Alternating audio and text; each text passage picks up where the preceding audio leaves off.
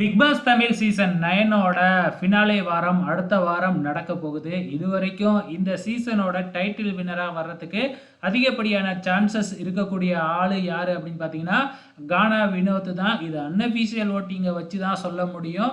ஆனா அஃபிஷியலா அவர் தான் வருவாரா அப்படிங்கிறத சொல்ல முடியாது. ஏன்னா இந்த சீசன்ல யாருமே டைட்டில் வின்னருக்கு தகுதியான நபர் இல்லை அப்படின்னு தான் மக்களோட கருத்தா இருக்கு. இந்த டைம்ல ஃபைனல் வாரத்துக்கு முந்தின வாரம் இந்த வாரத்துல இருந்தே கானா வினோத்தோட பேரு கொஞ்சம் கொஞ்சமா டேமேஜ் ஆகிக்கிட்டே இருக்கு. அதுக்கு ஏத்த மாதிரி இப்ப வாட்டர்மெலன் ஸ்டார் வேறையா உள்ளார வந்துட்டாரியா. வாட்டர்மெலன் ஸ்டாரை ஓட்டுறங்கிற பேர்ல கானா வினோத் வாயில வந்ததெல்லாம் பேசிக்கிட்டு இருக்கிறாரு. ஸோ ஏற்கனவே வந்து பார்த்தீங்கன்னா வாட்டர்மெலன் ஸ்டாரை வந்து தப்பு தப்பா பேசி தான் கானா வினோத்தோட பேரு டேமேஜ் ஆக ஆரம்பிச்சுது. இப்போ என்னடானா ரொம்ப ஓவராகவே போகுது. அதாவது வியானாவும் நம்ம அரோராவும் பாட்டுக்கு டான்ஸ் ஆடிக்கிட்டு இருக்கிறாங்க. அப்போ குறுக்கால வர்ற வினோத் சும்மா இல்லாமல் எதுக்கு பொண்டாட்டி என்ன சுற்றி வப்பாட்டின்னு ரெண்டு பேரையும் காமிச்சு டான்ஸ் ஆடுறாரு. இதை பார்க்குற வெளியிலேருந்து பார்க்குறவங்களுக்கு எப்படி இருக்கும்?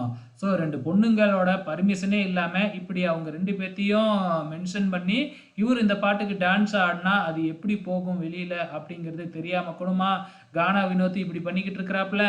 ஆக மொத்தத்தில் ஓட்டிங்கில் அதிகமாக இருக்கிறாரு. இப்போ இவரோட பேரை டேமேஜ் பண்ண போகிறாங்கன்னு தான் நினைக்கிறேன்.